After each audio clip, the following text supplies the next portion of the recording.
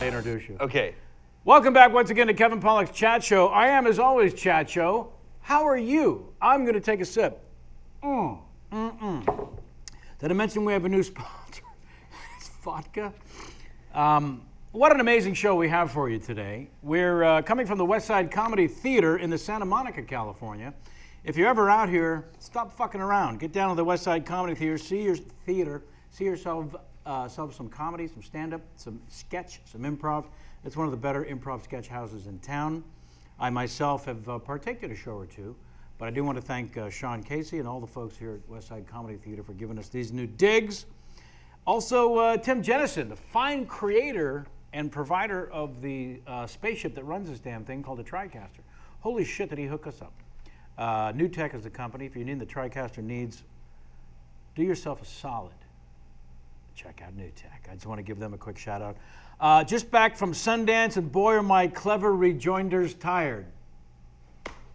Thank you. Worked all night on that. That's impressive. What's tired? I'm thinking. I'm back from Sundance. Yeah. I'm at sea level. Yep. I'm thinking sea level jokes. Yep. Yeah, I just kept going with the altitude jokes. Yeah. Oh man, I never quite got used to walking up Park City at a clip, up the Main Street. I mean. Yeah. It doesn't even matter if you're walking uphill. If you just move anywhere quickly, Yeah. you're just winded for 3 minutes. It's It's at a also clip. especially helpful whenever a good friend of yours is walking behind you as you're lugging your luggage up 4 flights of stairs, trying to have a conversation with you and never offering to help.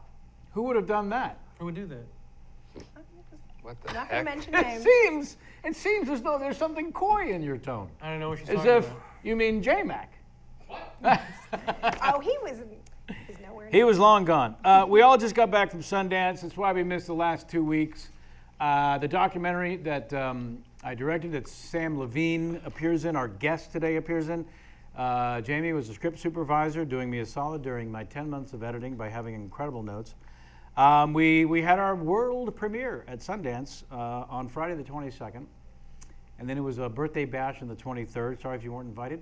And then right back to Sundance for me, where I spent far too much fucking time. And I just, I'm A, over it, 2, exhausted, and C, can't wait to go back. So thanks to Heretic Films and Burton Ritchie for looking after us all and putting us up with the various places that he could. And to the Sundance Film Festival and the Sundance Institute, which I learned a great deal about. Had my 2 minutes with Bob. Yeah? Bob Redford. Oh, 2 minutes is enough so you can just start calling him Bob. Yeah. I said, listen, mister, and he said, Bob. And I said, that's not your real hair. He said, yeah, I mean, I dye it, but. Yeah. So there's a director's brunch that I'd always heard about. I've been there a bunch of times as an actor, never been there, you know, first time director. Was it at Zoom? It was not at Zoom. It was at the Sundance Institute where it all started, the labs, like 45 minutes out of town, like you get on buses. In this case, Burton Ritchie drove me, but yeah, so all the directors and a handful of patrons who paid X amount of dollars to join the directors. And then Bob, Mr. Redford, speaks to everyone. And he really is there to clue you in as to how the whole thing started in 1981 and why he created the labs and the institute, which was kind of amazing. He got dicked around by the studios. He was one of the first guys to say, all right, I'll do one big one for you if you let me do one little one, right?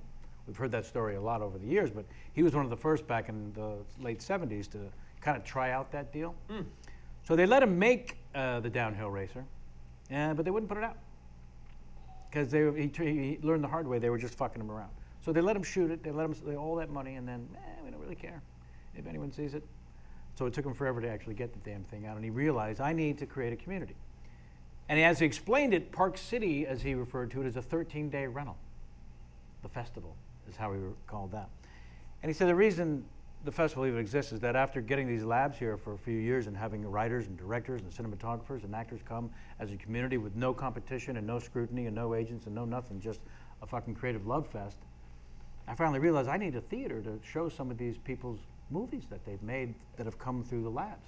So he rented one theater on Main Street in Park City, probably the Egyptian that's been there forever. Why didn't he just give it to Netflix?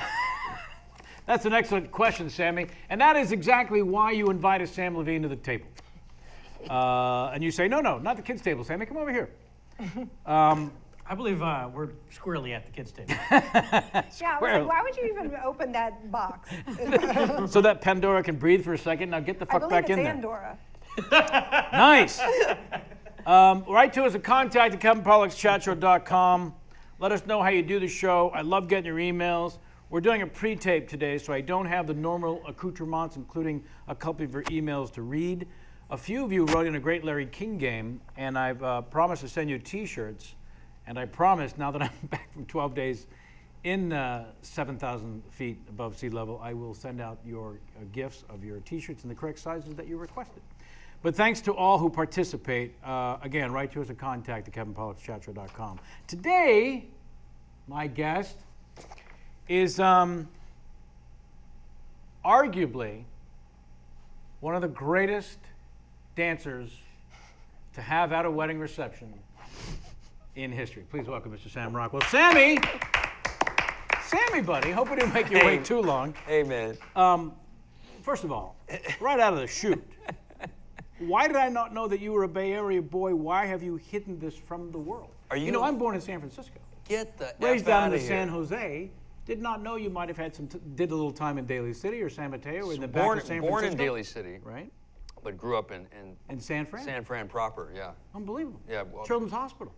Get I was born. Get the fudge out I went to of here. high school down in San Jose with Dave Riggetta, the pitching coach for the Giants. You're a Bay Area guy. Well, no shit. How did we not know this? That's incredible. Crazy. That's crazy. It's hidden deep in your dossier that you're from there. You don't talk a lot I about felt like Daly there was a City. little Shatner in that delivery. I love San Francisco like you have no idea. It's one of crazy, my- crazy. I go back all the time. I love Yeah. it. Yeah. We're heading up there. I should probably mention to the folks at the top of this. There's a great thing up there called San Francisco Sketch Fest, where they Oh, have yeah? a bunch of great sketch actors and improv actors. And Is it the other cafe where Robin Williams did and all that? Well, that's when I started out. Yeah. I started out at the other cafe, and eventually the Punchline. Robin Yeah. started there in the Holy City Zoo, which is like a 19-seater in the Haight. Yeah, no, in the Avenues. performed there with an when I was in high school At with the- Margaret Cho. At the other cafe. Yeah, we had and Aisha Tyler. We had an improv group called Batwing Lubricant in high school. So you're 16, 17 years old. Yeah, we got to do like a field trip to the other cafe. We're talking about the mid to late 80s. Yeah, we were terrible. I'm No, sure. the early 80s. Yes. If you were like 16, Yes, exactly. Other cafe. holy shit. But we were high school students. And so They like let us on stage. you as got a the bug favor. early with the improv.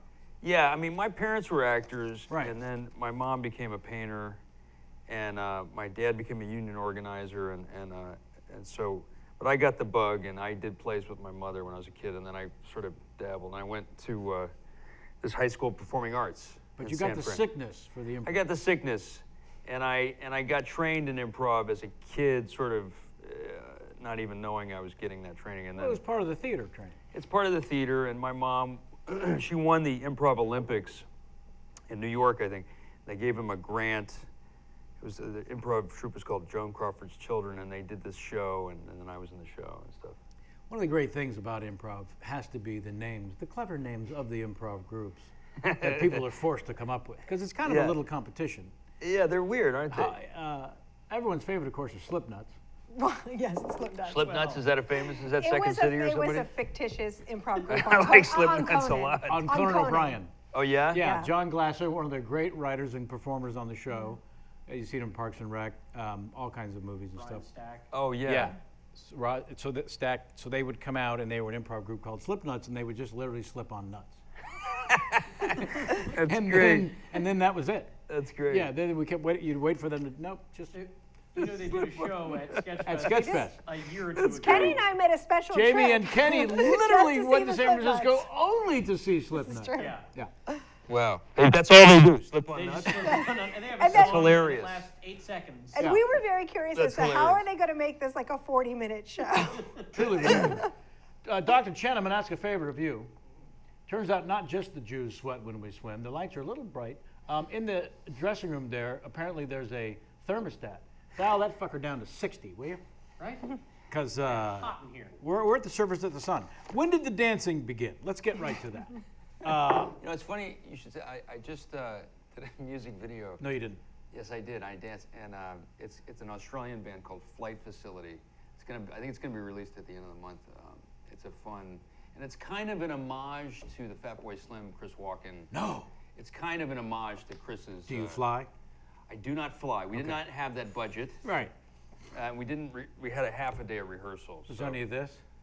There's a little bit of a cane, and I'm not gonna lie, I'm biting a little Chris, you know. But Right. But yeah. So that's funny you mentioned the dancing. Yeah, these young guys, they sent me the song. It was a cool song. Right. It's like a house. I'm not really into techno, but it's a house music, I guess it's called. But it sounds like a song, meaning it has a beginning, middle, and end. It's Right. not like do do do. You know, it's a song, and I like the song, and No melody. no melody. I think Let's not waste time there's with no it. like what they call the drop. I Right. think it's just a more like old school, you know, Uh-huh. beat or something. Sure. I don't know. Anyway, so yeah. But yeah, the dancing began in middle school, I guess you could say. Yeah. Now, at times you seem like there's some Gene Kelly in there. So at times there seems like there's some old school, classic, That's very nice of you to say. musical, Very nice of you to say. film, and then it goes right to Michael Jackson, Yes. Yes. Billie Jean. Yeah. Turns out, not my girl. Wait. Mama say. Mama say, Mama Sama, Mako San. Come on. But the I'm first. a rum-tum tugger. I'm a very curious cat. See? It it's works. fun. It works. You probably danced in a film before Charlie's Angels, but that was the first time I personally saw you dance. Yeah. As the evil guy. Yeah, I was the evil One guy. of the best things about the villain in a Bond film was that moment where he says, you know, that's a version of, no, Mr. Bond, I'm hoping you'll die, or whatever that. Yeah. I plan on you, you know. Yeah. Why did The you re- do it as Connery? I don't know. The re- I said James Bond. No, Mr. Bond, I'm my own villain. This is ridiculous. next villain, Connor. It's the reveal. The reveal Yeah. of the nuts, of the Yeah. guy being an extra special nuts, Yeah. felt like that was your fun thing in Charlie's Angels. The guy Yeah. just started dancing for no reason. Yeah. He's kind of toying with him, and the way he chooses to do it is to show how loose he feels, that he Yes. can actually dance. Yes. It's such a specific choice. Well, It's we- not just a guy showing off that he can dance, in my opinion. I'm watching that movie thinking, that's a character choice he made. He's not showing off that he has moves. He wants us to know that his character is insane, right? Yes. Well, we were trying to have a red herring in that. McGee and I discussed how to fool the audience because the role was originally written for like the billionaire computer guy, almost like a Pierce Bronson guy, rich guy who's going to rule the world, and we wanted to fool the audience and kind of do like a Steve Jobs meets Spike Jonze Sure. guy, and then we wanted him to kind of turn into Richard Gere in American Gigolo, or Ray Liotta Sure. in Something Wild or something. So we That's fantastic. we wanted this reveal, and so we got that Marvin Gaye song, Right. "Gotta Give It Up," and it kind of helped. And we did a lot of cool. McGee was really nice about letting me, because we did like baggy clothing, and then when we got the bad guy, it's like tight clothing and like dancing and all this crap. For the record, those of you watching and or listening, his real name is in fact McGee. Now, just waiting for the applause. You can't, there's no audience here, so you can't really. Oh, no. No, I'm waiting for it to stop at home. At the gym, people are falling off the treadmill. My audition for that was a scene from Foul Play, because they didn't have the script. Scene from Foul Play, one of my and- favorite romantic comedies of all time. Me too. And me and Drew Barrymore did it. We actually read a scene from Foul Play because the script was still being written for Charlie's Angels, and we were trying to get a particular that audition tape He's out exists somewhere. Yeah. there. Cops get the best dope. There you go. When he says that, that's his. He offers Goldie Hawn some weed. She says no, and he goes, "Cops get the best dope." That's great. Yeah, it was like that was the first time I ever even heard a sort of reference to. Oh, of course, Yeah. they would get access to some great dope. It's a great movie. Yeah. Burgess Meredith. And also that kind of movie, Yeah. an action, suspense, thriller, comedy, Yeah. arguably one of the most difficult to pull off It is. It is. because you got to play it real. That's right. And then you've got Dudley Moore being silly and ridiculous. Amazing. I forgot about that. That's And right. Chevy Chase That at- apartment he has. Incredible. Incredible. He's a No, it is a hard tone. conductor, I think. Yeah, it's like 48 Hours Yes. or Beverly Hills Cop, you know. Really hard to do correctly. And the scary is scary. The violence is real, Yeah. but you got to keep it grounded and then it gets silly. Yeah. Okay, here we go. In terms of the dancing, Yeah. I need to know what sort of inspirations there might have been for you, though. Were there other Well, dancers, or did you just make up you your know, own? You know, Shit. quite honestly, it was just really to pick up girls. And kind of when I was in middle school, the crowd that I was a part of, I wasn't, you had to kind of dance to kind of get some attention, you know. And I had this girl, I remember her name was McCaleb, and she pulled me onto the dance floor and said, you know, it's dancing, some kind of Michael Jackson business or something. And I said, I don't dance. And she said, well, there's only, you know, one way to learn. So I got out there and embarrassed myself. And then I started doing that breakdance and stuff a little bit. And Really? yeah, you know, trying, you know, wearing all the. Would you travel with a little bit of cardboard to throw down at a moment's notice? I think I might have taken some cardboard, some linoleum or something. Uh-huh. And I had the parachute pants. Sure know, you did. And I wasn't into the sneaker thing. I was into the dress shoes because you can slide Much better. much better. Yeah. And then you get a little James Brown action, you know. Whereas the sneakers, you can't really do the slide. You know, you can't do that whole thing, ice Right. skating deal. Yeah. So I'm So into then the Ja- feet. James Brown was a little bit of the influence. James Brown definitely became, I probably started out seeing Tom Cruise do the splits and risky business, yeah. Yeah, that whole thing. And then Michael Jackson, Thriller, Beat It. And the choreographer of this music video was in Beat It. What? He's the white dude with the toothpick, one Well, of the that gang narrows leaders. it down for sure. Wow, he's got a mustache Yeah. too. He I know doesn't have a exactly mustache, which one you're talking but he was Vincent Patterson, great choreographer. Oh, he's been around forever. Worked with Michael Jackson, and we had about a half a day, but he In worked fact, with next me. time, just say Vince Patterson. Forget the whole white guy with the toothpick thing. In terms of narrow it down who we're talking about, just go ahead and say his name. Technically. I will. Next time I will. I just said that Well, to in the make your music dad laugh. video- I don't think folks know that your dad's here. My dad is in Yeah. the audience. Came all the way from San Francisco. Come on. You don't still live in San Francisco, do you? Yeah, you're born there, but you don't live there now. No. Oh, you do? He's not mic'd. He said, I live in Santa Monica. All right, well, as soon as we get Sammy out of here, we'll go get something to eat. Some hashish. We actually did a homage to Vincent, and I put the toothpick in the mouth in the video. You did? Yeah. That was a tip of the hat to him. Tip of the hat to him. What's wrong with that, then? Nothing's wrong with that. One of the, arguably, the single greatest going to the theater experiences I've ever had, honestly, not exaggerating because you're here, was a behanding in Spokane. Jamie and I Oh, wow, together yeah. went, and That's right. it was an absurd collection of talent. Yourself, Christopher Walken, Anthony Mackie, and the girl was... Zoe Kazan, yeah, thank you. Yeah, thanks for saying that. John Crowley, amazing director. He had a movie at Sundance, and yeah, Martin McDonough. And then McDonough Yeah. material. Yeah. Ridiculous. Yeah, thanks Now, for saying that. that wasn't the first time you had worked with Walken. That was the first time, and then we did the movie Seven Right after. Psychos after, like a year later or something. Had you met? We had done a reading or something, you know. Right. And I probably tried to do some half-assed impression of him, but yeah, we spent a lot of time together. I would call him a friend. I would Yeah. call him a friend. We stay in touch. Oh, for sure. Yeah. Initially, though, Yes. Very intimidating. the intimidation factor, Oh yeah. it's ridiculous, right? It's ridiculous. You've hung out with him. Barely, but there's Jamie and I, after the show, went into his dressing room. I don't think I said 3 words. I mean, I really found myself in this ridiculous opportunity of sitting in Christopher Walken's dressing room after seeing him again in a breathtaking I play. can imagine. And he was talking about mostly mundane things like his commute from Connecticut to the theater every day. Yeah. Like seriously, That's what we usually talk about. Yeah, it's like just very mundane day-to-day activities. How's the run going?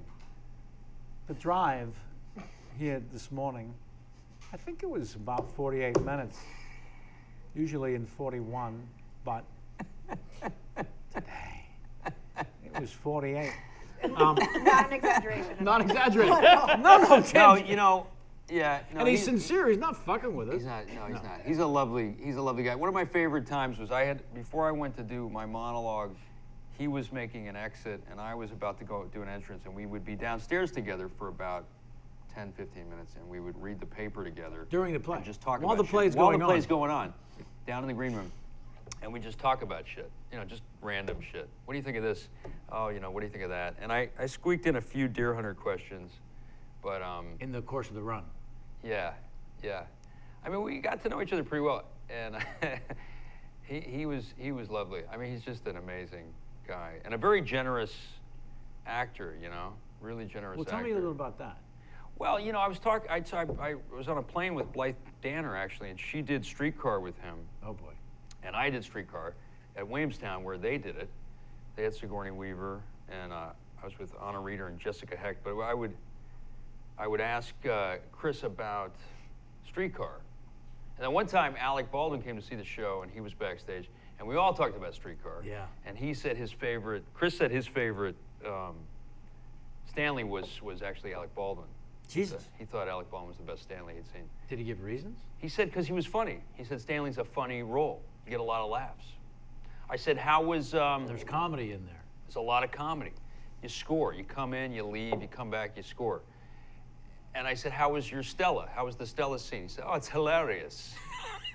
I said, what do you mean hilarious? Wasn't it, heartbreaking? And no, it was hilarious. And how was the rape scene? Oh, brought the house down.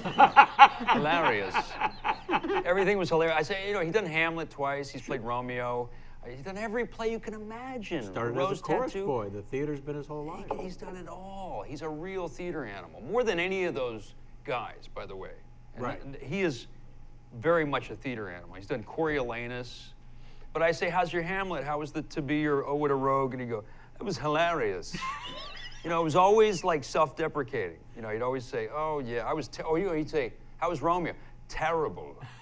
I was terrible. Always would be self-deprecating. And it was breathtaking to see him on the board. Isn't it, though? Isn't he just amazing? Isn't he just incredible There's a lot to watch? less effort than you would think. You have an idea in your mind of what his musical rhythm of speaking is going to be, and then you add cleverness and funniness and nuance. But there was something, because his character is so menacing in the play, that, it was mesmerizing. And not just because I'm watching the icon on stage for the first time. No, he chews text, but he's effortless. Yeah. Yeah. Did you ask him about taking out all the punctuation that everyone's been talking about since the beginning of time? Yeah. Yeah, Did he would do cop that. to it, or what? Oh, yeah, sure. Purpose. He got in trouble with some famous writers. I won't mention who they are, but who said, hey, Chris, there's a comma there or something.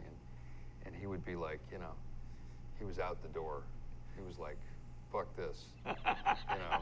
And McDonough was very respectful of his process. And he, and he would do something that I was trained to do in Meisner, which is paraphrasing, to sort of personalize the text. You kind of paraphrase and improvise between the lines, and then you go back to the text, and you get to kind of make something your own that way.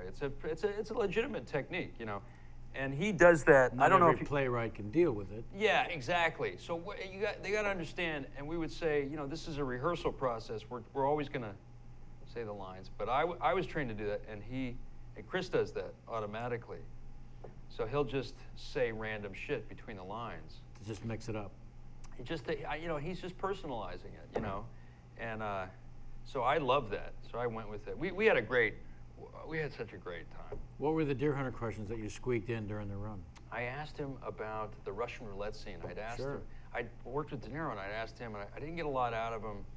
I think he was distracted. He was very nice. But De Niro? he was very nice, but he was so.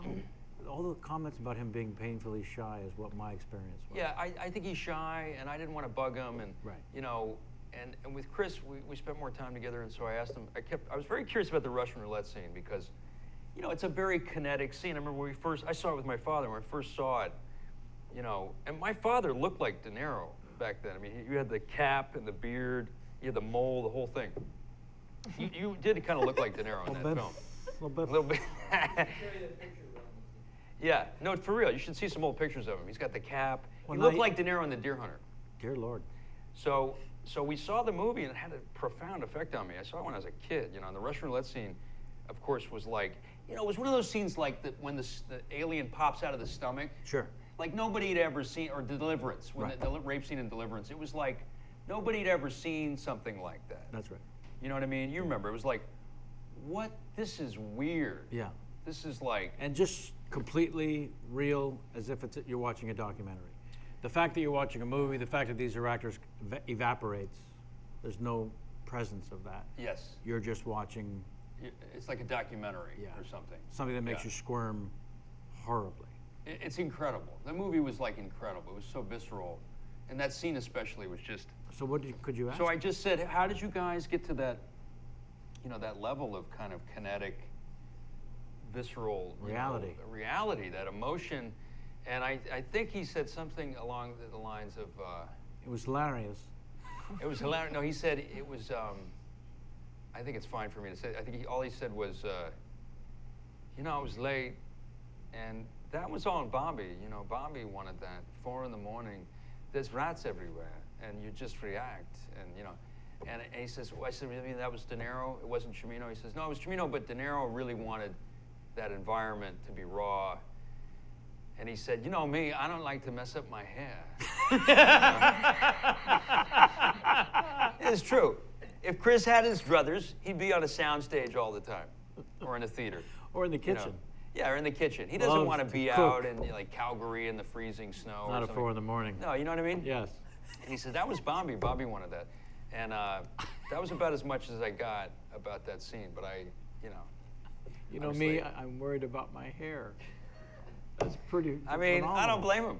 I feel him. I don't always like being on location. You know, Well, freezing to death or, you know, really hot. You once revealed in an interview Yeah. that there was a very specific reason why you are not in the film G.I. Jane. Now, I don't know if I did that's some homework. I don't know if that's You legitimate. did some homework. I don't you know. that's funny. Yeah, it's funny. That segues on Thank you.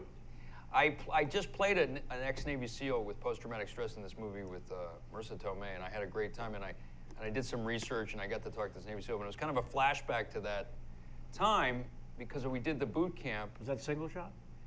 No, there's this other movie. It's called Lording with Intent. Okay. And so it's a comedy, but I had a lot of fun with it. And but I talked with this guy who was very generous and part of like a Team 6 situation, you know. But I remember the SEALs on the boot camp were really cool, and Demi Moore was really cool. And in fact, she had done Striptease, that movie, Right. and she had like an inn with, I guess, strip joints or something. And she had us, all the actors who were playing the main soldiers,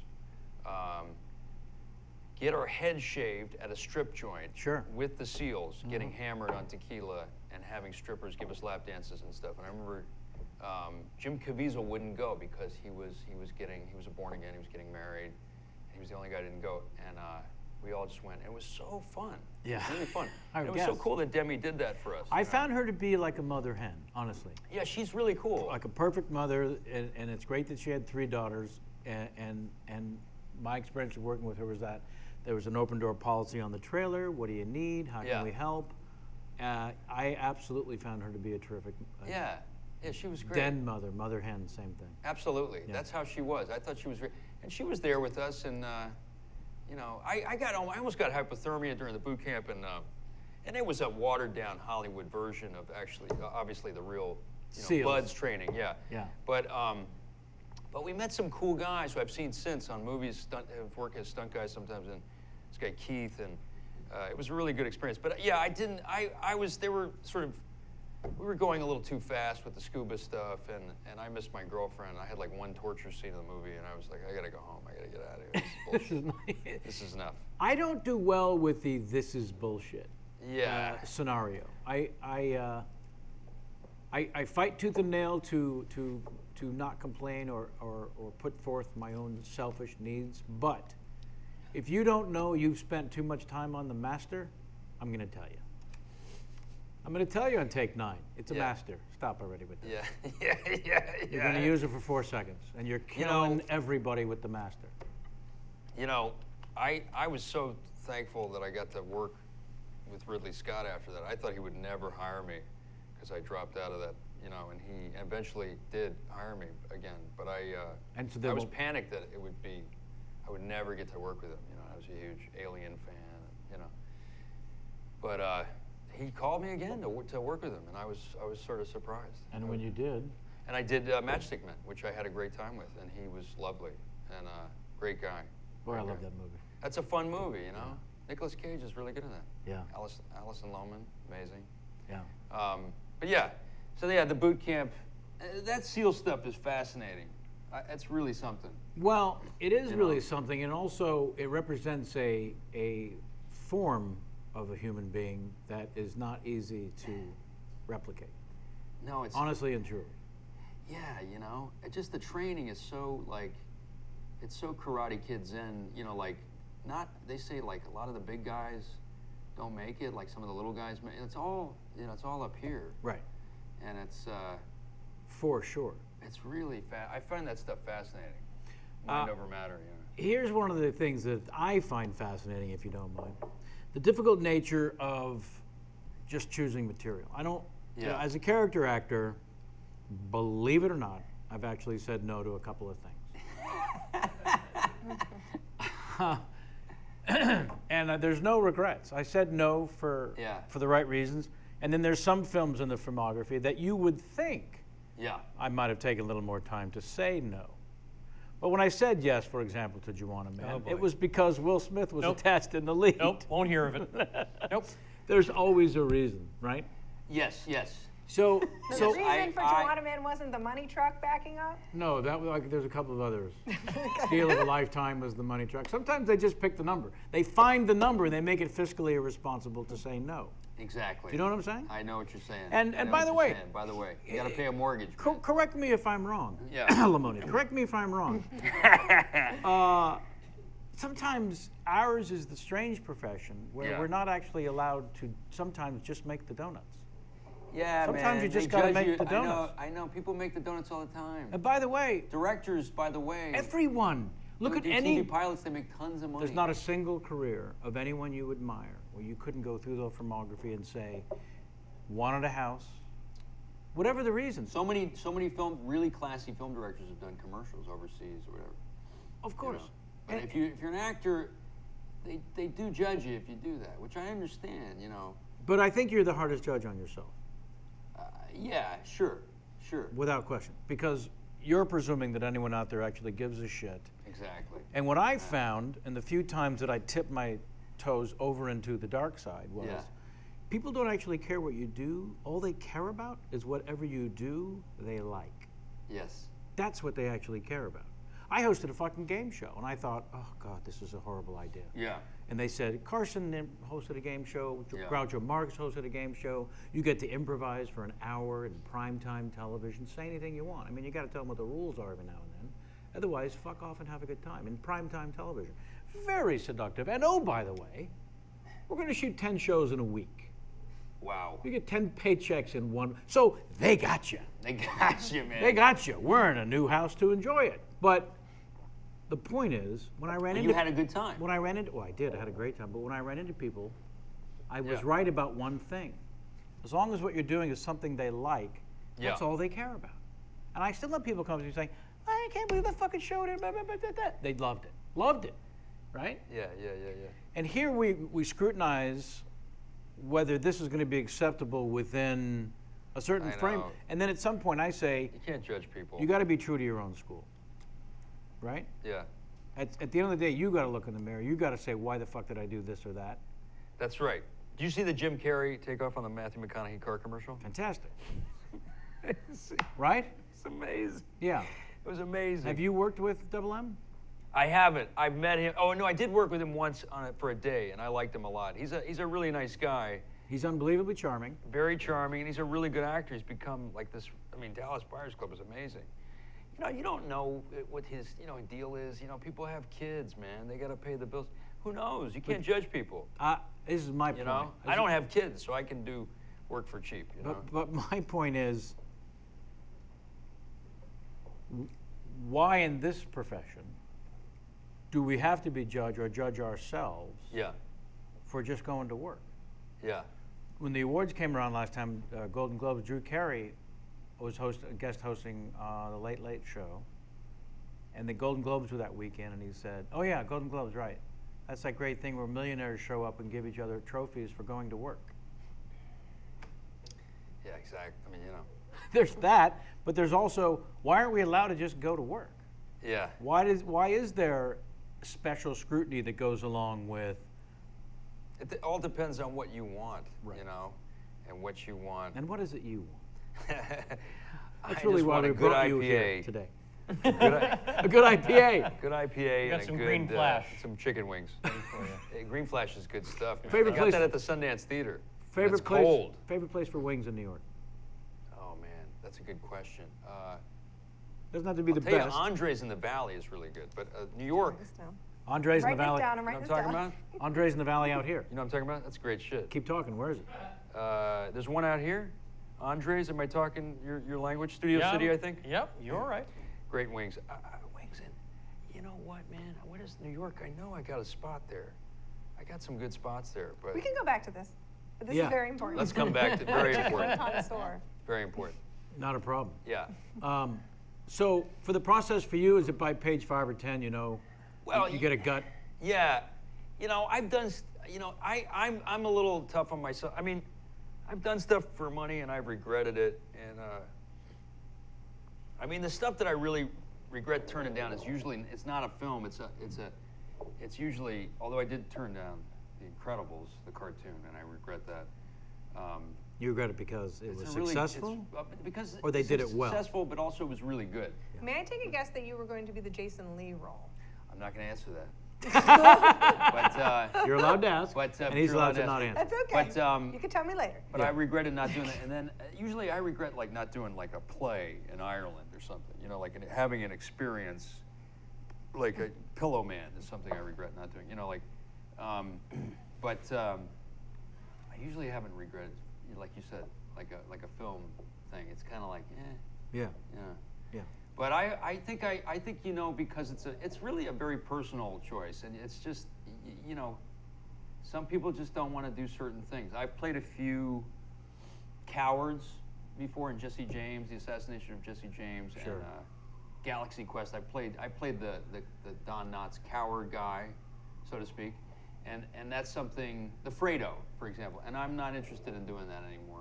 Little tip You of the know. hat, I think, to Bill Paxton. Very big tip of the hat to In Bill Galaxy Paxton. Quest. Very big, and Michael Keaton in Night Shift maybe, but yes, very big. Bill Paxton for sure. I'm going to throw out some names. Yeah. You mentioned Michael Keaton. These are some actors that may have inspired some of the offbeat character choices that you've made. Michael Keaton's actually at the top of the list, Yeah, that's right. and I'm not wrong. He's influenced all of us. He His has. performance in Night Shift, Fantastic. incredible work after, and I hope he wins everything for Birdman. I know, But me that too. I know. kickoff, and Ron Amazing. Howard, who I was fortunate enough to work with, told me how long and hard he fought. The studio, they wanted to fire him after day 2. Is that right? Day 2, the studio watching the dailies, they go, "You got to get rid of this guy. I've- He's all over what the did place." they That's a want? quote. He's all over the place. That's awesome. By the way, That's awesome. that's why he's great, That's because he's awesome. all over the place. By the way, he's all over the place in Beetlejuice too, and it's fantastic. And I bid off him for Beetlejuice too, for Green Mile. Do you know who else did that? Did you? Yeah, yeah. Was Charlize Theron in Monster. She said she was channeling Beetlejuice? No, I'm telling you that. You're making an observation. You're saying this is a I can see that. 100%. The next time you watch Monster, remember That's so weird, Beetlejuice. 'cause I'm drinking Very different movie. Charlize Theron's urine. It's filled with a lot of vitamins. See The Exorcist 176 times. Yeah. Bill Murray. Oh, Got to get it yeah. up to the champ. Big time. Big Got to give it time. up to the champ. Oh, way, yeah. way back. Yeah, we totally bit him in Meatballs. There's no question. The first time I talked to the guys about the script, it was like, "This is Meatballs, right?" Yeah. He said, "Yeah, there's little meatballs in there. Yeah, you know." We had Jim Rash here. He was talking. He was talking about, yeah. Oh, yeah, totally. Channeling that movie. I was Richard Pryor and Bustin' Loose and Bill Murray. Pryor is number 3, the third name. Yeah. He was a big influence on you. Yeah, big time, big time. I've bitten off of him a few times. I've done a lot of thieving from him. you know, the usuals: Nicholson, De Niro, Bill Murray. You know, dramatic and comedic icons. You know. Specific for Nicholson because he is arguably the greatest character actor in the sense that we got a leading man who gets to do character work, which is what you seem to have designed your career around as well. You're all about the character work.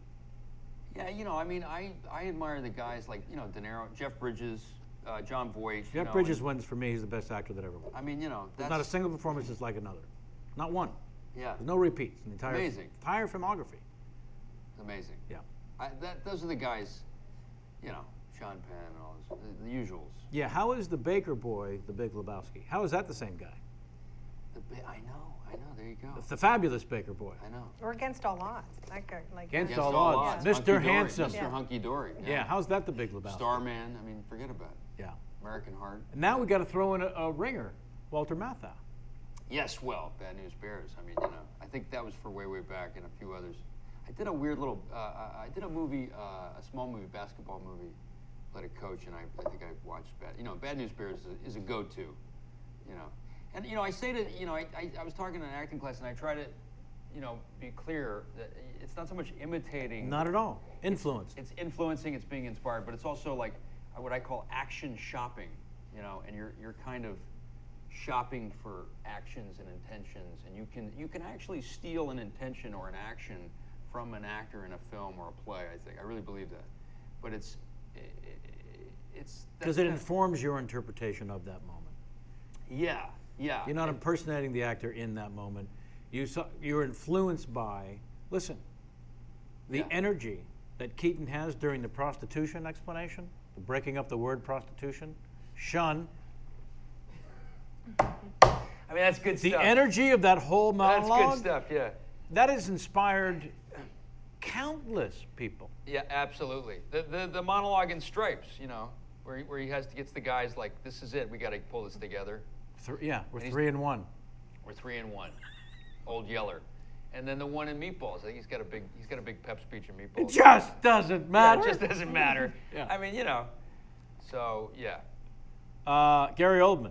Yeah, sure. What are we talking about? I mean, I've stolen from him a few times. I'm trying to think. Well, State of Grace is a great one. You know, that's a good one. I think Seven Psychos. I think I watched State of Grace. For that, I watched Mean Streets. There's another amazing character actor. Yeah. You look at State of Grace and The Professional. Those two polar opposites. I think I watched The Professional, actually. I did this movie, The Sitter, and I played like a similar kind of crazy bad guy. And I watched that movie just because you were in it. Really? That's awesome. That's pretty good. We had a lot of fun. David Green. Who else is in it? Jonah Hill. The lead.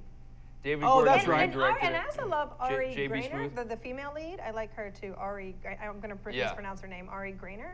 Yeah, she's great. Blonde. She's great. great. We had a great time. But yeah, you know, when you get to play those, you know, when he chews the thing and he says everyone, I want everyone. Oh. You know, what I mean, The way he takes a pill down? I heard We've never seen that before. In fact, he must have been so ridiculous that at one point the director said, you know what we need to a cinematographer, you know what we need to do, Hank?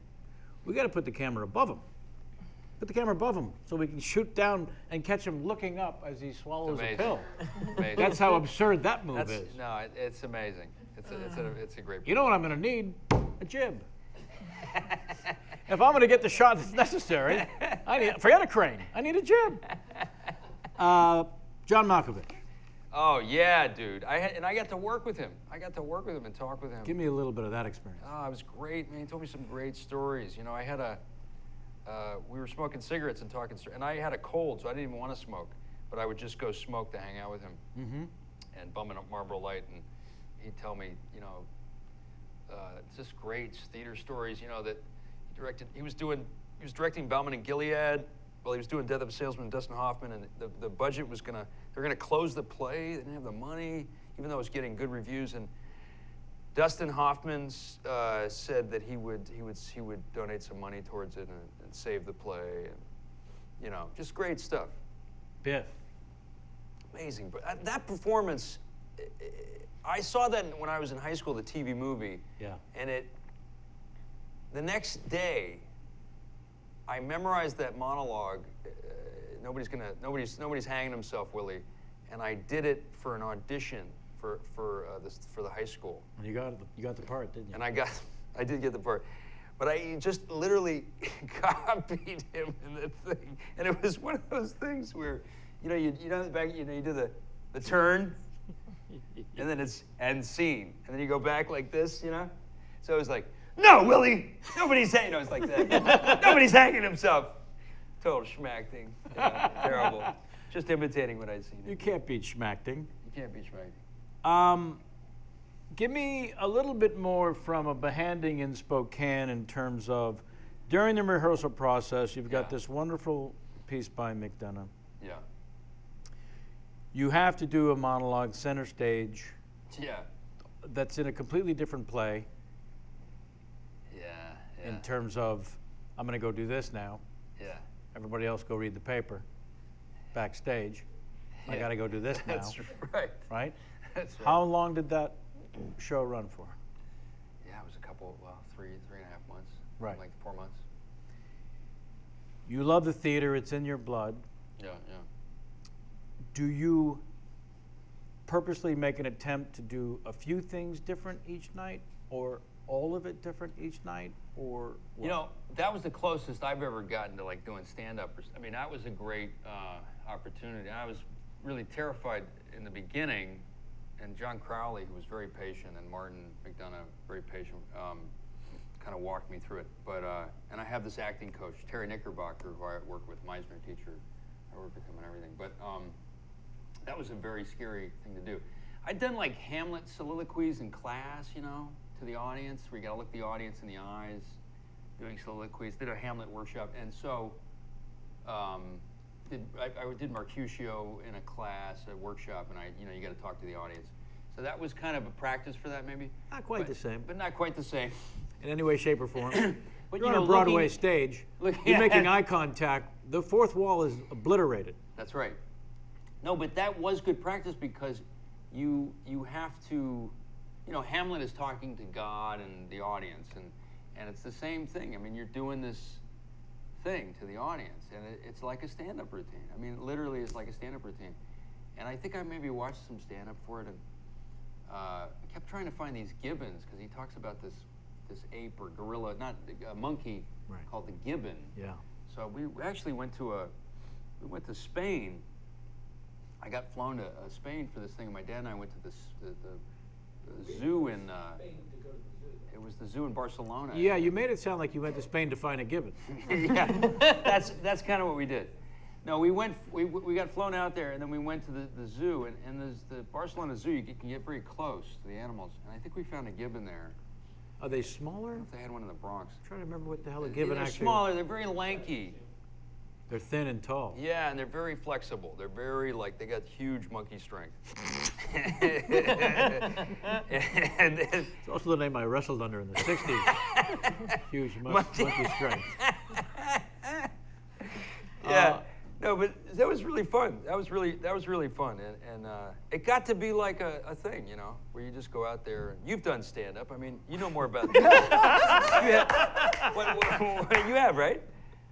I mean, that's a terrifying. For 40 years. I mean, you prospect. made it sound like I might have dabbled in it. I think that's why they laugh, as opposed to starting when I was 10 years old. You've done a little acting. You've done a little comedy. Yeah. Do you do impressions? No, but it's what I'm saying is, you tell me. I mean, that's an art form. I mean, to get up there and do that. Yeah. I mean. Well, that's why I asked about changing it up each night, because one of the things that even a comedian who's lazy like me and doesn't churn out a bunch of new material, you still want to mix it up just to make yourself entertained and laugh. But in this case, I would think you want to mix it up for other reasons as well. Well, you tell me, but sometimes I got a little carried away with interaction with the audience, and I realized that can backfire, because if you're asking them questions and they want to answer, and they will answer, Of course they will. and you can get into trouble. But they don't know what the hell's going on. They don't know what's going on, and you're trying to play, and They're you think you're loose, and you're like, "Hey, I got this," and then all of a sudden it gets out of your hands a little bit. Yeah. I don't know. I mean, do you have that experience? Well, I don't like hecklers, Yeah. and there's always people in the audience who think they're helping the show by chiming in. Yeah. Yeah. And so, you just create certain patter if somebody calls out. after what appeared to possibly have been a question, Yeah. you just quickly say, these are rhetorical, sir. Yeah. You know. Yeah. Technically speaking, I don't want your opinion. You know, something in that kind of puts them in their place and shut up a little bit. But Have you seen that Bill Burr thing where he gets heckled in, I don't know, Philadelphia or someplace? and loses his mind. And loses his mind for like 10 minutes. And ends up Anybody- defending like Dom Herrera or something. There's know, that it's one. kind of I think it is amazing. Philadelphia. It's This is one of the pretty- things that made him a bigger name and a Yeah. bigger draw. Yeah. Was that this YouTube video of him He losing held his the shit. stage for like 20 What he did minutes. was he gave Philadelphia shit for being assholes, Yeah. for heckling Yeah. and being a horrible, horrible place. Yeah. And they thought he was kidding, and he kept pushing it further and further to make it crystal fucking clear Yeah. that he was not kidding. And the more crystal clear he was, the harder they laughed. Yeah. It's a spectacular, and it's not an unraveling It's really something. of someone's mind. It's a It's skill. precision Oh yeah, no, that's skillful. surgeon removing a gibbon's heart. Back to the gibbon? Back to the gibbon. You know, they're real skinny. You got to get in there You with know, tiny tools. Apparently, I asked him because I worked with him. I asked him about it. And he said something like, I think the comedian before him got heckled, and Dom Herrera. is that right? Yeah. And then he came out. That's and how was it like, started. He was like, "Fuck this," you know. And kinda fuck like- you for giving him Yeah. shit. That's how it started. Yeah. Because he loves Dom and Dom's old school. Yeah. Yeah, no, Bill Burr, a former guest of this show, is about as great as it gets right now. Yeah, he's a funny man. Crazy clear, wonderful.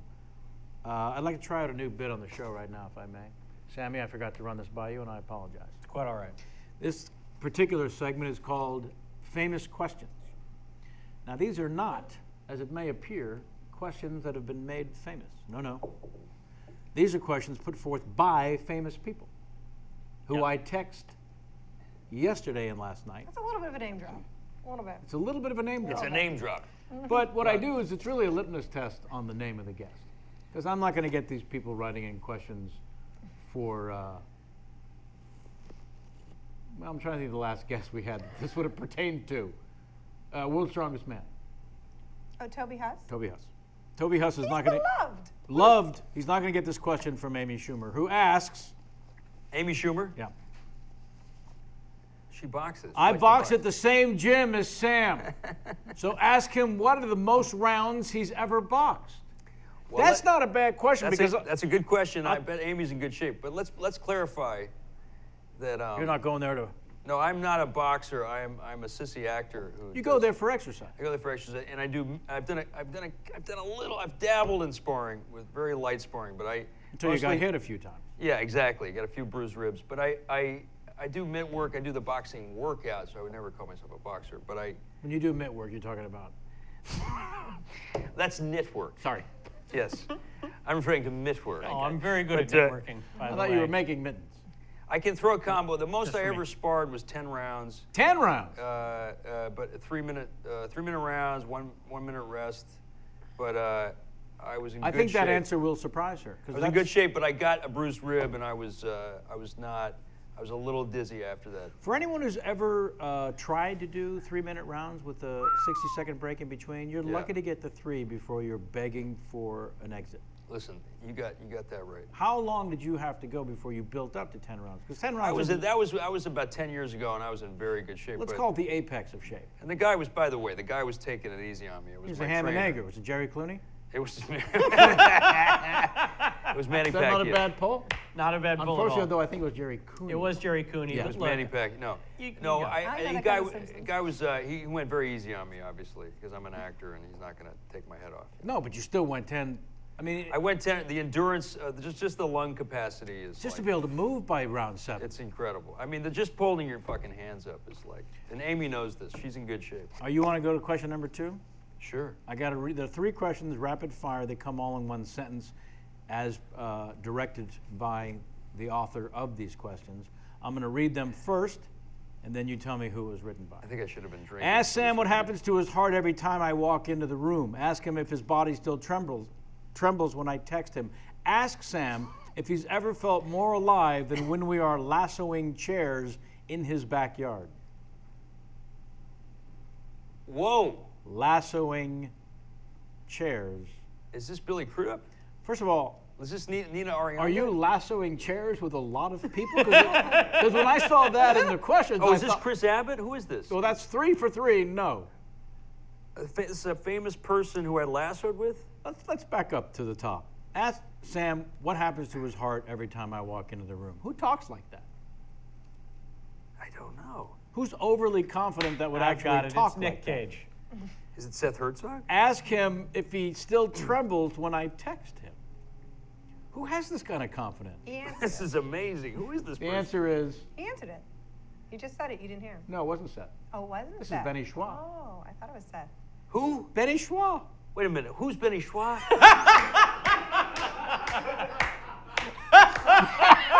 That's what Scott Ackerman calls Ben Schwartz. Oh, Ben Schwartz. You Come know Ben? on, yes. Oh, Ben Schwartz. I love that little Now nugget. let's say his name first and then Benny read the fucking question. Schwartz. I This fucking is Ben love Schwartz. Ben and I did do a little lasso tutorial. God bless him. And you know what? He was pretty goddamn good. I call him Hapa Kisadich. Hop along Kisadich. Yeah, I love that guy. That guy's a funny dude. He's ridiculously funny. He's really funny. It's unfair. He kills me. Yeah. He kills me. What did you guys work on together? We did Better Living Through Chemistry, and he was Oh, of course. very, very funny. Every take was something new. Something new. And he's got a lovely head of hair. It's an unfair Jew hair. Yeah, he's got great. Ask Sam what happens to his heart every time I walk into the room. Now you know it's Ben Schwartz. Now it all starts to make sense. I Ask giggle him- and titter, and I Ask him if his body still trembles when I text him. definitely. It's trembling right now. Right? Below the waist. Okay, you mentioned Seth Herzog. Here's what he coughs up. He's got 2. Tell us about, Sam, the early years when your career was starting to really take off, but you were still living in a 200-square-foot apartment on West 8th. Okay, well, Yeah. you buried my lead. Thanks. How is that your lead? Well, we talked about this earlier. The 200-square-foot? No, go on. Yes, I lived in a very small apartment right after Confessions of a Dangerous Mind, and I was doing press, and I was living in this little. I was saving money, to buy a place. No bigger than this stage. I mean, really small. Yeah. I mean, I'd bring girls over and they'd be like, "Where's the bedroom?" I say, "This is it, babe. This is the deal." But you were confident enough, at least, Yeah. to add, comma, babe. I am now, but no, it was rough. It was rough. But I was. It's funny because it was the transition from becoming being kind of broke and into. I got evicted from a place on Thompson Street that Lizzie Bracco and Aidan Quinn had. They gave me this illegal sublet. I know those 2. They're great people, and they gave me this illegal sublet, which basically got me through My lean years in restaurants, because it was so cheap. It was $465 a month. Holy crap. $465 a month or something. And you're working in restaurants. And I was the busting time? table, I was Sure. doing it all. And studying acting. So that got me through my very lean years, and then I got evicted. There were bed bugs, and I got out of there, and I got in this place that was $1,100 a month, and it was this shoebox, and I saved money, and I bought What year this is this? place. This is, God, I mean, 80. this is a while. This has got to be 12 years ago, 15 years ago. And I was there for an incredibly long time to be in a shoebox, like 5 years. It was like, I think this is what Seth is a little Yeah. upset about. That you might have stayed longer than, yeah, it was too long. like, I spend needed- $1. I- Not that you need a Jew to tell you to spend money. No, I started to get work, and I had the money to get out, and I waited till I could buy something. So I was saving money, but I was being a little cheap and waiting and waiting and waiting, yeah. Sammy, did I Yes. undermine your query Well, a little completely? bit, but not completely. Then please tag. You and I have actually never met properly before I know today. your face. I know your. He's an actor. Well, I'm an actor. I know your face. But going back literally 20 years now plus. Jesus Christ. I was a kid actor in New York. wow. And I know you know the old New York audition scene. You'd go Yeah. to one floor and there'd be 8 things Yeah, running yeah, at the same 3 of time. Us Studios or something like Yeah. that. Yeah. And so there were a couple projects on HBO, and they always used the same space that I read for over the years. Once when I was super young, then when I was a teenager. Yeah, yeah. And both times they were also auditioning other things. And I remember one time I was in there and I saw this guy, and I was like, oh, I've seen that guy at a few auditions. It's weird. I swear he wears the same outfit to every audition. It's like a wool cap, slacks, What was like a how Dickies old were you? jacket. A child. Yeah, yeah. This is maybe circa You '93. sure it was me and it wasn't, Dana Carvey or Uh-huh. Christian Slater? And then a few years go by, and I see this same actor Yeah, again reading for an HBO project, yeah. dressed identically. Jesus. Did God. you start a trend? One trick pony. And well, no, but I've always wondered. I was like, I could never figure out. I was like, is it like he's like a starving actor and he's just like he owns 3 outfits, Or a is good it like, look- or is he one of these guys who's like, oh no, if they want to see me again, I'm wearing the same thing because Or it li- worked last time. Or like a superstition? And then This is lo my and- lucky hat. Maybe. And then, like a few years after that, I see this movie called Jerry and Tom. Yeah. And I go, holy shit, there's the guy. There's that dude. That son of a bitch is a movie star Who, now. by the way, landed both of those HBO parts. Aha. Was Life that the- Stories, that Family in was the- Crisis. The Kevin Tennell drunk driving thing. Yes, and Subway Stories. Oh, fuck, Subway Stories. That's right. That was probably Sheila Jaffe and Georgianne Walken. That is exactly Who's right. The best casting directors ever created. Yes, and I've literally been waiting 20 years to Yeah. ask you this question. What's up with the same outfit? What's up with the same outfit, Sam? Good luck charm? This is it, man. All you had? Everybody in LA. This is it, babe. You ever did pilot season back when they used to have the Thomas Guide? No, Yes. No GPS. Of course. You Of know? course. And all the guys would, they'd be like jeans, boots, leather jacket, white T-shirt. It was Yep. like the same. It was a look. It was like a look. Yeah. It You worked know, for the the Fonz. 90s. It's going to work for me. You know what I mean? Yeah. It was a uniform. Yeah. For I like think hip, at that time you know. it was more of a Luke Perry thing. but Yeah, I'm sure it was. It was a Luke Perry thing. I remember seeing pull. him at auditions. Yeah, for sure. And he couldn't get arrested, and then all of a sudden his face was on pillows. I couldn't believe it. Yeah. Amazing. Well, that was one of the reasons that I like Seth's question about not leaving the 200 square foot because, first of all, as it turns out, you're saving for a home, so you're playing it smart. But also, how long is this going to last? It might be a little bit of that. Yeah. Yeah. Let's Seth was in a very small apartment. talk about that for a moment. Let's talk about Let's it. embarrass that son of a bitch. Because I will tell There you was a this. documentary about it, wasn't there? Was there? Yeah, I think there is a documentary about his old apartment. Are you? It was the smallest apartment you've ever seen. You had to go out in the hall to change his mind? It was a fucking janitor's room. I'm not kidding. It was amazing. Well, listen, one of the reasons we talked about the dancing earlier is that at our friend Josh Charles' wedding reception, Yeah. the dancing, Yes. Inevitably, Seth and I have a dance. there's a throwdown. There's a throwdown at and some Seth's point. got good moves, yeah. I'd never seen anything like it. Seth Herzog is the warm-up comedian for the Jimmy Fallon show In town right now, as a matter of fact. in town right now. There you go. Yeah. He's a performance artist extraordinaire. He does a great show in New York called The Sweet Show, which I just did Yes. at Park City. Yes, yes. And for the first time ever of doing a Sweet Show, I actually did okay. Because usually it's a death march. I'm sure you did more His than audience, better than okay. seems like every audience he's ever had that I've attended, all lost a bet. And that's why they had to be there. You know what the thing is, the first time you did it, because I was in the audience, they were just really, really young. Yeah. And they just like went, like they Yeah. were, because I remember No, I Seth- did it Seth before. came out and started Crickets. doing the old HBO theme, and I'm like, yeah, rock it out to it, and they're all looking, and they're like, what are they talking about? You know what the fuck's he talking about? Yeah. Yeah, Yeah, Too young, the kids. too young. too young.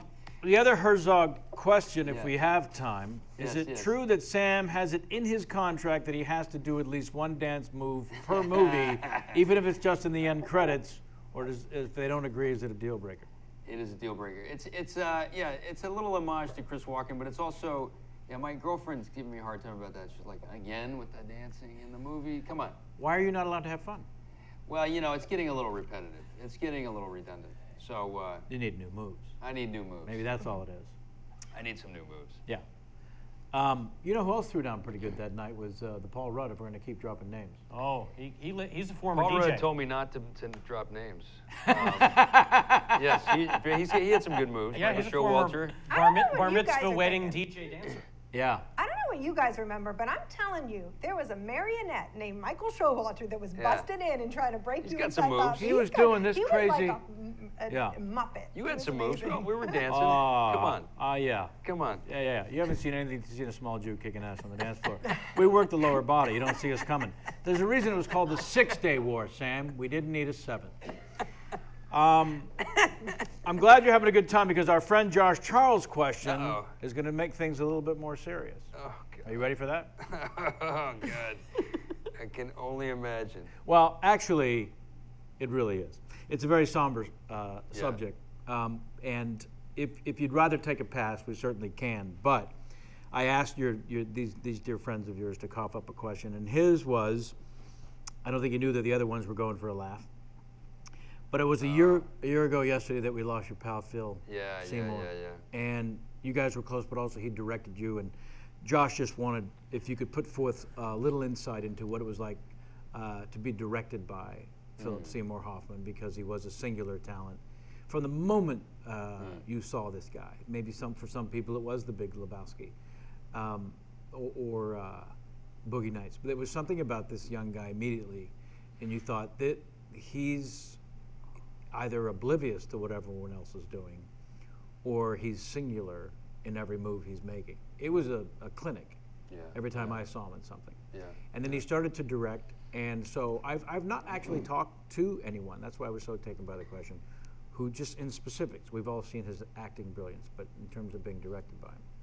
It was amazing. Yul Vasquez was in that show. Eric Bogosian, Yul, who was in Motherfucker with a Hat, got a Tony nom, and you know, I mean, I put a dedication in the program, the last play I did to Phil, and because every time I get on stage, I think about him. You know, his last thing doing Death of a Salesman. You know, I mean, he refused to phone it in. And Incapable. Incapable of phoning it in, and so I remember when he did True West, and you know, he was in tech, and he had started smoking again, and I was, you know, he really took it home. You know, he really he took it seriously, and so when he would talk the talk, we knew he could walk the walk. So he was expecting. I mean, he would say things that stuck with me forever and ever. You know, like we were doing the scene, me and Eric Bogosian, Stephen Gierge's play, The Last Days of Judas Iscariot. I'm playing Judas, Eric's playing the devil. And we have this very funny scene where I sort of verbally abuse Eric as the devil, and he convinces me to hang myself. And Being the devil. Being the devil. And I am drunk, and and I remember coming on stage, and we were getting laughs, and he's like, you know, you guys are getting laughs, but you're not, you know, I don't really care if you get laughs in this scene, you know, I don't really care about that. I want you to come out. And he says, I kind of want you to make the audience a little uncomfortable. And I kind of want them to maybe want to leave and get out of their seats and leave. And Eric and I just kind of looked at Phil and were like, wow, okay. And we're thinking, oh, this is a funny scene. And Phil's like, nah, you know, it's funny, but he says, Sam, you know, you just betrayed Jesus Christ, your best friend, and you're pretty fucked up right now. For 12 silver, whatever silver pieces, and he says, you know, when you come on stage, you're a danger to yourself and others, and I want you to come on stage. When you come on stage, I want them to get uncomfortable. And so what he did is he set a standard that you could never fulfill. So every night, you would try to do that by whatever, osmosis or something. Right. And it was a brilliant direction, you know. I mean, he said a lot of things to us that, he said, you know, I want you guys, he would say to the whole cast, it was like a wrestling coach more than a theater director. You know, he would say, you know, I want you guys to don't save anything. Don't pace yourselves. You know, it was like Prefontaine athletic, you know, pep talk. It wasn't, right. He says, leave it out there, man. You know, I want the audience to come and be like, how the fuck do these actors do that every night? You know, 8 times a week. Yes. And I mean, that's why Phil was great. I mean, and he was very articulate about how to talk to actors, and he knew exactly what you were thinking, and he demanded the most in you. And so there's not a day, if I go on stage, and often getting in front of a camera, that I don't think of him, you know, because he was a theater, you know, beast. He was an amazing director. Amazing director, yeah. That's awesome. Yeah. Thank you for that, man. Yeah, man. The opportunity to speaking of directing, to work. I think Confessions of a Dangerous Mind was George's first directing job. What a bizarre piece of material for him, in theory, to make his selection. To be chosen, quite frankly, for his directorial debut, I'm assuming, hopefully not foolishly, the added pressure of that. Yeah. Not applied by him, but just the one way one applies it to yourself. Sure, sure. What was that process like, just in terms of being selected, first and foremost? Well, that was a pretty amazing. I mean, I could go on. You know, I mean, that was a crazy experience. You know, I was screen tested with another actor, and George really. I was doing a play in Williamstown. I was doing Zoo Story and Dumbwaiter, and he had sent me the script. He produced a movie called Welcome to Collinwood. He gave me the script, and I sort of was like, all right, I'm going to put it under the couch until it's time, because I was doing Zoo Story. And then after Zoo Story, he kind of called me right as it was ending. He said, we want you to come out here. Harvey wants to do a screen test, you know, Harvey Weinstein. And so we're going to do an old-fashioned screen test, you know, with the dollies, tracks, on film, 35 millimeter. And I thought it was just me, and they were doing this all for me, $50,000 for a screen test. And it turned out they were also testing someone else, but... It was either going to be you or this other person if things went well. Yes, that's right. You find this out before you auditioned? I found it right the night before. I bumped into the actor, Ugh. and I actually, so I didn't get much sleep. That doesn't get in your head at all. No, you know. And anyway, but yeah, that experience was kind of amazing, and really, George really went to bat for me, and I'll never forget that. I mean, you know, they did not want me for that film, you know, but... well, they want a marketable name. They want a marketable name. Let's be specific that's as exactly to why right. someone might not want what exactly you right. could bring. It had I nothing. met Bryan Singer a year before for that movie, and he cast Johnny Depp, I think, and there was Sean Penn, Robert Downey Jr., all these people, Ed Norton. A lot of people were talked about for Chuck Barris. And but yeah, no, George really, him and Steven Soderbergh are the reason I got that movie. And so, what are there some phone calls where because if you've been around a while, yeah, I guess you're lucky enough to have the sweet torture of either the director or whatever that entity is calling you saying, just hang in there, man. It's not over yet. Yeah. I'm fighting the good fight. Yeah. And a part of you is kind of dying, knowing that they have to fight on your behalf. Yeah, yeah, yeah. That someone's in there saying, fuck you, I don't want this guy. That's killing you. And at the same time, the guy at the helm is your champion. Yeah. It's such a mixed bag. It's incredible. So there must have been a few of those calls from George. Yeah, there were a few. I mean, you know, I had a week to prepare. I watched a bunch of Gong shows, and then I went out there and did it. And I remember as we were doing, I think I was we were ending the screen test, and I was like, listen, just promise me we'll hang out if I don't get the part.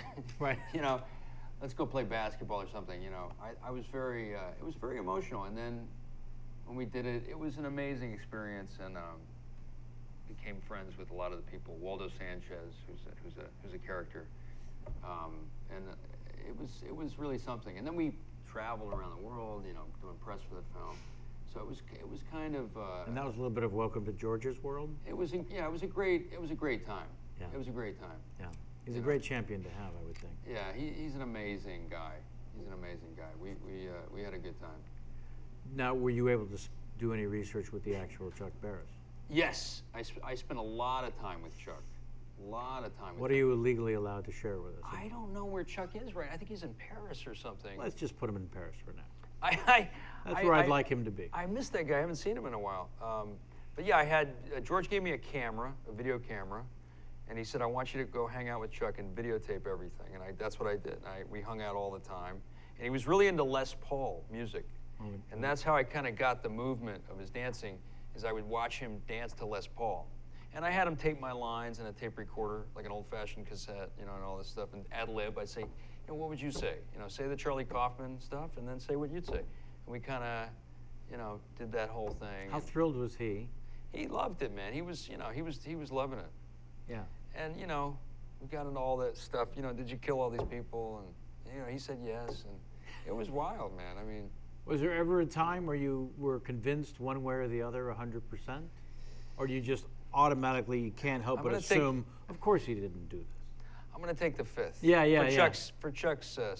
I'm going to take the fifth. Well, it's a much better answer, and You know it's a what I mean? much better story if he and you and George and everyone continue to Yeah. take the fifth, Yeah, because yeah, the yeah. rest of us are just forced to wonder. That's right. That's right. Much better. That's right. Yeah. You know, it's the only time the CIA Yeah. has ever actively responded to has someone been in your organization? And they said, what did they say? No? They said at the CIA, we are not in the practice of confirming or denying if anyone has ever worked for us, but in Mr. Barris's case, They said no. He did not. Yeah. Of course they're going to say that. By the way, of course they have to say by that, the way, even if he does. Yeah, there's never They have to. There's never been a high-profile CIA operative unless they were busted for something, Yeah. right? So yeah. there was never a famous. Well, maybe in the 40s, some actors might have been recruited that they talked about. But I'm more curious about, first of all, the ridiculousness of that is Yeah. why it's so spectacular.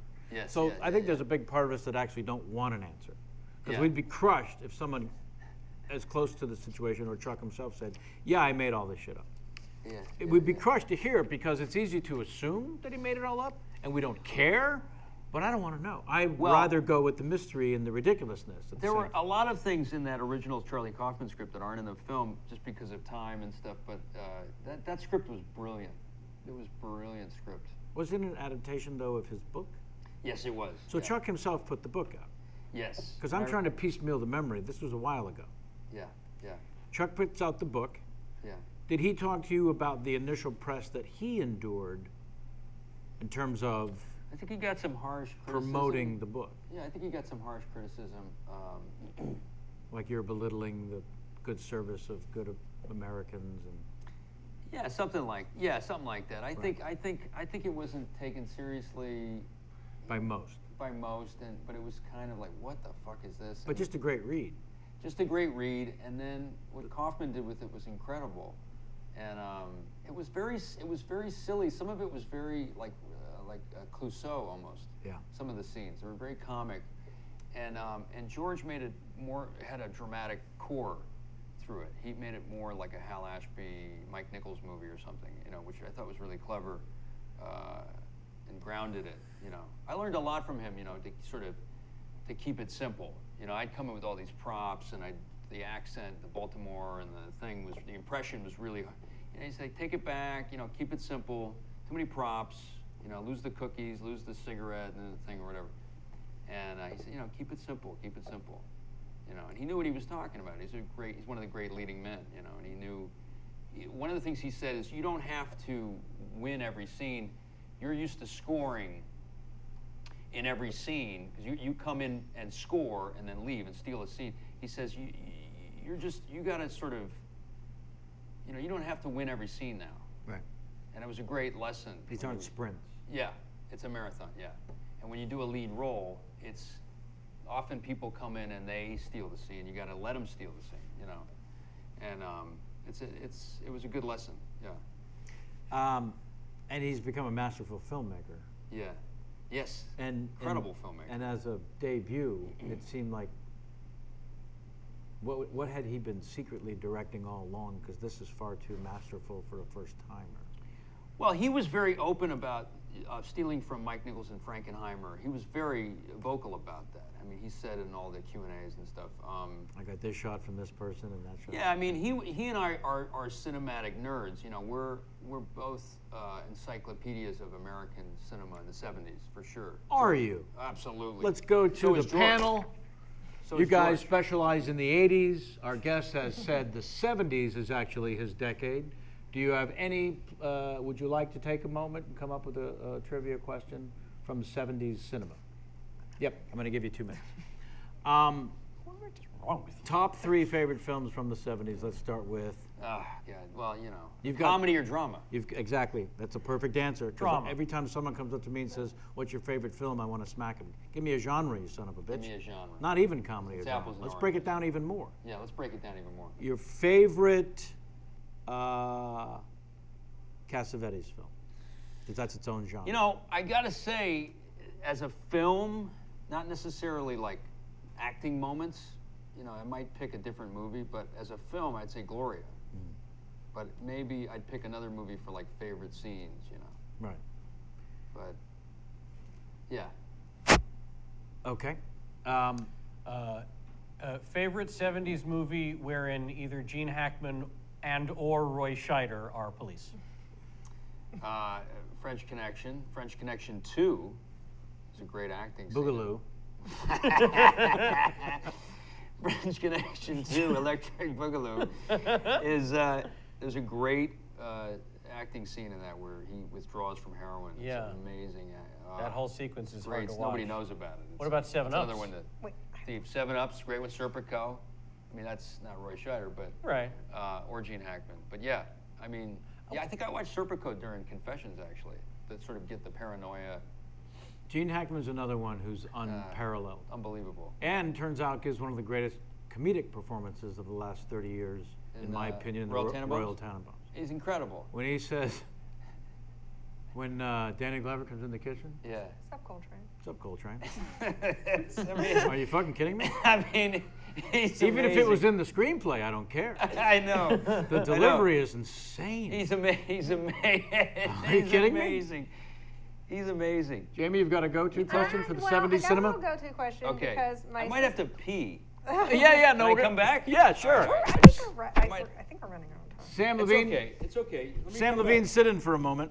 Let me All come right. back. Yeah. It's very enjoyable. I might need a little dab of Pellegrino or something. Yeah, let's get another Pellegrino, please. Drink a lot of water. I think it's going well. Your mic, you're, Yeah. you're on your own microphone? Okay, here's the You first guys couple have of a things. really good rapport. We have it, but not a bad report. No. We've been on a dance floor together. Yeah. 228 shows so far, Sammy. Yep. You've been here for 221 of them. You've only missed 7 in 6 years. Is I went through the math. I'm pretty proud It's of that. unbelievable. I'm pretty proud of that. Considering that you and Jamie are the only two who've never been paid. I think this is a first, though. We've had guests leave for the bathroom in the middle of the show. It's And been a they- while. Who was It's the last? been a while. Who was the last one? Like so long ago, I can't remember. 'Cause I But do remember, I like, know it's happened. Joe Okay, McHale or let's play somebody. our timeline game, and we'll figure it out. Nope, that's not going to help. That's not going to help me on this one. It's somewhere where we were still back at when we were at The original Mahalo. Not the original. No, the Mahalo. second one. Second Colorado? Mahalo. Yeah, I do remember. Because we had to now. move the wall, and it was a whole thing. But That's right. We had to move the We had to wall. move the wall. That covered the door. yeah. Okay. So just to go back to my question, Please. it seemed like his answer was, I wasn't like living on floors. Like that was just my audition outfit. Yeah. Okay. That's what I got too. You felt No, I wasn't 100% sure, and I didn't want to keep asking. Yeah, sure. I appreciate that. That's the type of thing I'd rather do when he's not here. Of course, but you can imagine my secret joy, though, as a kid actor, watching this actor who's a few years older than me, like go through these same auditions And keep getting gigs. and then like as the end of the '90s, early 2000s, just explode Yeah. as a talent and a respected actor. And I was like, he fucking did it. Yeah. The guy in the horrible he outfit. fucking did it. with Like that's what every one of those kids is sitting in those horrible offices waiting to do. Right. Is to get the gig that leads to the gig that leads to the gig, so that you can buy more than one outfit. Yeah. And today he's proven that just the one outfit is fine. Apparently, it is. Yeah. You know, he and Mantzoukas are onto something. I was about to mention, whenever you were talking about that, I was like, Mantzoukas also comes to mind, but also brilliant. Yep. We are technically out of time. Well, I mean, I'm Well, also we have named. to get to one of Martha's questions, so I'm going to give you her tweet 5 because it's quick Okay. instead of one of her Did you very send it well to me? thought out. Is that the second one? I just Time travel. Tag in, bro. I drank a lot of. Hey, you want to see something? So now the last one. Here, go sit in the seat. Is hers on? No, this is from Sundance. Okay. This is. I think you'll enjoy this. Sure. Did I already show this to you? Yeah, I don't think so. Pranking. This is Justin Long's favorite pranks. Where is this? Wait a minute. Hold on. You have him under a different name? Are we being filmed? Yeah, that's fine. Yeah. Okay. Perfect. Okay. All right. Now this is a first. Yeah. This is a good bit. Oh no, this I said. seen this? You sent it to me. I sent it to you. Yeah. It's a brown cow. Come on. It's That's brown good cow. stuff. You can't beat brown cow. That's good stuff. Put your mic back on if you wouldn't mind. We've got just a couple of more questions. Okay. The brown cow. So you're Yeah. I don't know that I've ever seen you laugh that hard. That's you pounding the seat in the back seat. Yeah. I was. Those parts are funny. You were leveled. I was level. That's Justin Long's bit. Fonts are funny. Fonts are funny. They make me laugh. All right. There's another game we play on the show Yes. called Tweet 5. Hold the graphic for a second, if you would. These will be rapid-fire questions that have been designed by a fan specifically for you. There's 5 of them Fantastic. in a row. They are Coke or Pepsi, Pepsi. this or that type of question. You've already got the first one correct. That. Correct. Our friend Corey Levin likes to say this about Coca-Cola when you're in a restaurant and they don't have his favorite Diet Coke. And No, they- he says Pepsi's slogan should be, "Is Pepsi okay?" That should be their slogan. Because they've everybody been wants saying it to Diet Coke It drinkers. depends. since I the like beginning. both Coke and Pepsi, but it depends when you catch me. But right now it's Pepsi. Right now it's Pepsi. All right, so these questions were designed by one of our very first, And I would argue most intelligent fan. by far most intelligent fan, truly devoted, Martha S., as we've called her all these years. So ready for your tweet 5? All right. Yeah. Now roll the graphic. T5. Song Dave Keckner saying. T5. You gotta love Dave Keckner. T5 forever now. Let me know when we're clear. Okay. Ready? Time travel to the past or time travel to the future? Ooh. See? Some of these are Sophie's choice. That's tough, man. That's tough. I'd have to go past. Yeah. I'm gonna go past. Because we don't know what the future is. Yeah, I don't know if I want to know. That's why it's a correct answer. Yeah. Theater or film? I think we have the answer. Both. Yeah, also correct. The Deer Hunter or One Flew Over the Cuckoo's Nest? Both. Also correct. Pancakes or waffles? And now there's a gun to your head. Waffles. Yep, correct. And play Hamlet or Stanley Kowalski? That's tough. See? Well, I already played Stanley, so I guess Hamlet. There you go. You got all 5 correct. Thank you, Martha S., for writing those in. All right, you got to work with the great one, Woody Allen, twice. Once? Once? Once, yeah. I had a small part. Celebrity. Celebrity, yeah. But I thought you followed it with, oh, this is my mistake. Why did I think it was his production of Midsummer Nights? No, that was Michael Hoffman. But I've seen a lot of Woody Allen. Woody Allen's work, That also correct answer. and I'm a fan. Do you like the early stuff? I like the early stuff. I like to go deep track. Yeah, I like bananas. I like, It says Gub. Gub. He tries to hold up a bank. And he hands Yeah. him a note. Take the money and Take run. the money and run. The very Come first on. film, yeah. The one with Humphrey Bogart. Play It Again, Sam. Play It Again, Sam. Great. He's at Great. a bank and he hands him a note, and they actually stop the robbery with the questioning. It says Gub. I don't understand. You How have about Gub? it's amazing. How about when he carves it out of soap and then in the rain? It's The like rain. suds. It suds up. Yeah. Great stuff. But you've technically been directed by Woody Allen in the celebrity movie. I have. Because the story is, by most who have, and several of which sat at this table, that he likes to be slightly flippant sometimes with his input. As in something like, and I paraphrase, yeah, that was not great. So maybe something else. Did you ever get direction like that? It was not that cruel. Right. But I mean, he was. One thing is, DiCaprio. I was very impressed with him. He was very young at the time. quite young, yeah. Pre-Titanic, and he was very, very nice. And I couldn't believe how confident he was with Woody. He was just like, yeah. What about this? And he was really get into it and sort of do what he wanted to do. And I was really starstruck by Woody, and I was in the jacuzzi with this model or something, and DiCaprio said, you should have like a drumstick. Said that to you. Yeah, like Caligula. And I said, that's a great idea. I should have a drumstick. I said, yeah, but because it's supposed to be really debaucherous, and cocaine and stuff. And I said, but I gotta talk to Woody about that. He's like, well, ask him. I said, maybe, it's tricky. Let me ask the props people if they have a drumstick, and then we'll go to Woody. He says, fine, I'll help you go to Woody. And so they couldn't find a drumstick. They got like a lamb chop. Sure. So I had this lamb chop. More specific, if I may. More specific, thank you. More Caligula. So we go, and DiCaprio kind of gives me the introduction and says, you know, Sam's got this idea. He gave me credit for the idea. And Woody, I can't do a Woody Allen impersonation, but he Sure said, you can. But he said, I really can't. Let's see a bad one. But he said, you know, yes, but you know, are you going to be able to? I can't do it, but are you going to be able to? He says, are you going to? You know, can you eat it? Maybe you can translate that for me into an impression. And I said, no, yeah, it's kind of disgusting. He says, it smells. Maybe don't eat it. Just pretend to eat it. And so I put my mouth full of grapes. I had a bunch of grapes in my mouth, and I pretended to eat it. Sure. And I'd pull it away. Yeah. How would Woody say that? Sam, it's a tremendous idea. Without sounding a bit didactic, I think it's extremely important you do not actually put the lamb chop in your face. Maybe grapes you want to chew. You're just spitballing.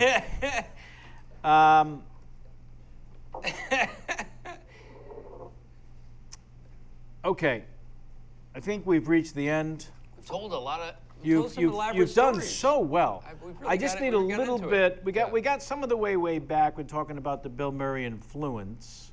Okay, give me a little Johnny Carson. Come on. All right, now my next guest will A, not go to the restroom during, and B, will actually play the video on his phone for me. You hire someone to run lines with. Yeah. When you have someone around, you'll run lines with them, but on a few occasions, Yes. or more than a few, I think this is fantastic because I'll tell you something. Yeah. The only way to make it effortless in a film Gotta know your lines. where there's no time for rehearsal like there is in the theater. I'm assuming that's the reason. You gotta know your lines. Yeah, sure. You got to know them so well forward and back that you feel the freedom to be able to do whatever the fuck you want in the moment. That's You're never absolutely actually right. searching for the line. Absolutely. Because Shatner admitted the reason for the dramatic pauses, couldn't remember his lines. Of course. TV line changes night before, day of. Yeah. So on the fly, so when you've hired someone to be on a location with you to run lines for you and with you, they're just 24/7. Got to be available. Well, yeah, I've worked with a lot of actors and stuff, and I just, you just got to get it on its feet and run it, as much as you can. Right. I think that's the way to do it, right? I mean, you got to Did you pick that up from somebody or decide for your own, I got to figure this? I don't know. I mean, started taping my lines, and then, but I. Also the research, you tape your lines in a monotone. Yes. Because you're not sure what the Yes. specifics My father's are. helped me with that, actually. I taped the lines in a monotone, and yeah, because you don't want to memorize an inflection. Yeah. And you can do the other lines like anybody, like Alan Arkin or Chris Walken if you want, and then leave a pause and then say your line in monotone or whatever. Stage directions, everything. Getting familiar is most of what preparation is familiarity, right? Right. I mean, that's it. So, yeah. But you got to read it with somebody. I think you got to hear the lines out loud and get up and kind of feel it. Yeah. Well, listen, Pacino does that. Pacino does has that. a reader Yeah. with him I did a all the reading time. with him. Yeah. It's a lot of people there. a lot of people inside. I'll tell you my favorite person inside now is an old black blues player. That's who I prefer to talk as now. Sometimes I'll literally be taking a pee and I'll start to say, oh, that's nice.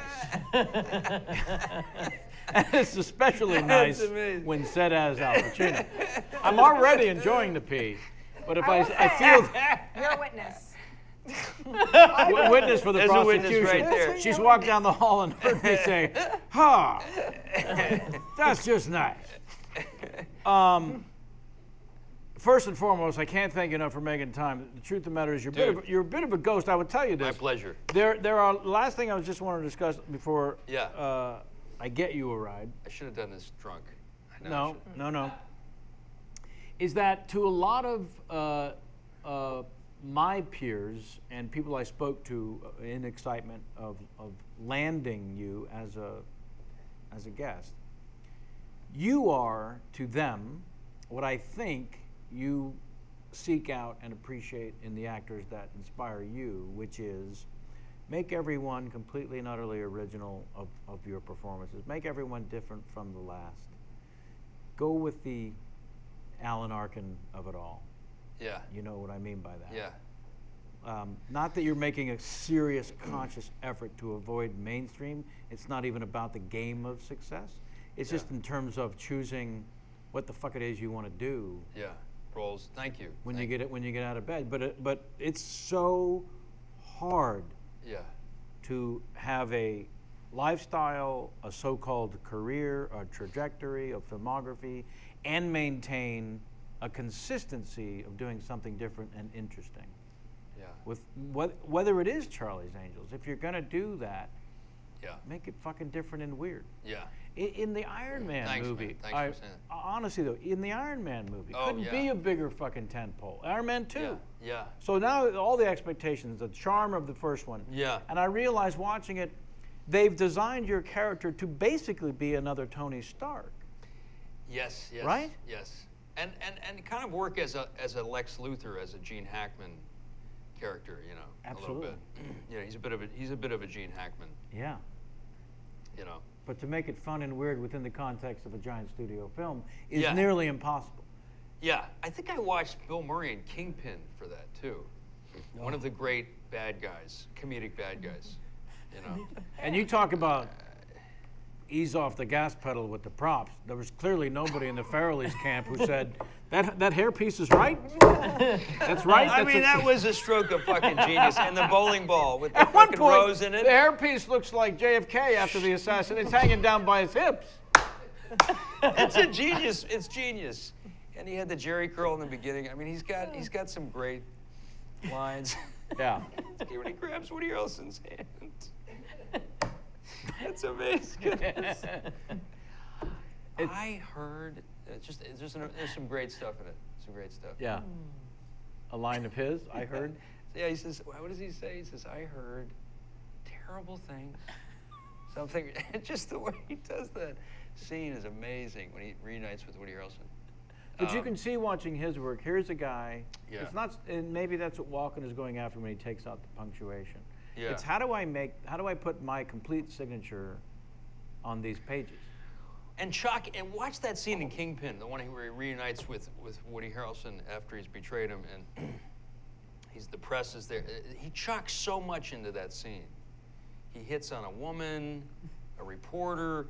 It's just nonstop. It's like Michael Keaton in Night Shift. It's just like putting in the kitchen sink. Yeah, I got to go from there to there. Yeah. What am I going to do along the way? Yeah, how can I score? Even though the scene starts when I get there. How much damage can I do between there and there? Yeah, exactly. Yeah. It's great. Well, that's pretty great to be inspired by.